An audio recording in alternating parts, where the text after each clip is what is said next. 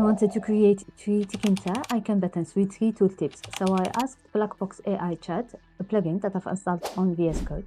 And here is what I've got. So after installing the BlackBox AI Code plugin, I clicked on it and then I clicked on BlackBox AI Chat. And then I asked my question, create with Python tkinter 3 buttons with icons and are for each button a different tooltip. So this is the code generated. So when I run it, I can see here that it created actually a tooltip class, but when it called it, it used tk module, but it didn't have to do so. And then I tried to run it again by removing this tk.tooltip, but it didn't again recognize it. So I moved this class definition above or before the call to see if it will correct the issue, and it worked because I've already downloaded 3 images corresponding to my 3 buttons. So we can see here, and when it created the first button for creating the icon, it's used photo image. Then it has as a parameter the name of the image, which was button1 icon.png. So I downloaded my icons from this website, icons8.com.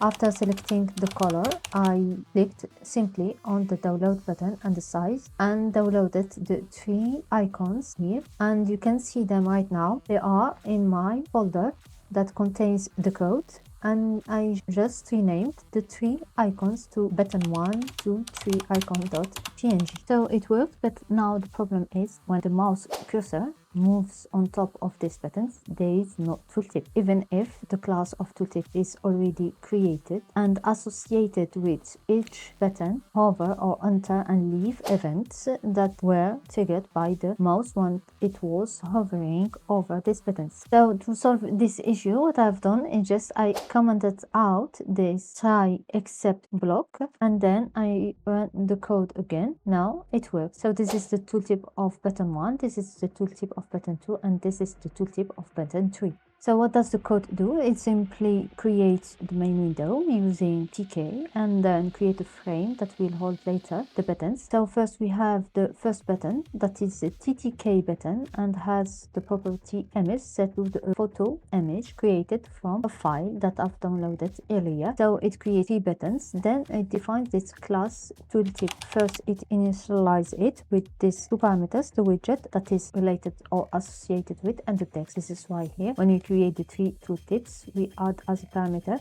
the button and also the text related to that button or to that tooltip, and then it adds these properties to the class attributes itself, the widget, the text, and also other properties, tip window and id, and x and y positions to set them to 0. Then definition of show tip that is called when the mouse enter the button, so it's called show tip, and when it leaves the button it's called hide tip. So these are the methods that actually show or hide the tooltip. So show tooltip will create a top level window that has as a master the widget itself, which is the button. Then it's called the override redirect. Then it set its geometry related to the events that it received, which is the mouse movement. It gets the x and the y. Then it adds a label to that top level. In that label, the text will be the text that we've added or what we used to create the tooltip itself, and then it also specified the background color for that tooltip. So if we want another, we can simply change here the background color, and then it add the label to that top level. To hide it, it set the tip window property to null, and then it destroy the tip window itself. Since here when we call show tip, we created the top level and assigned it to the tip window.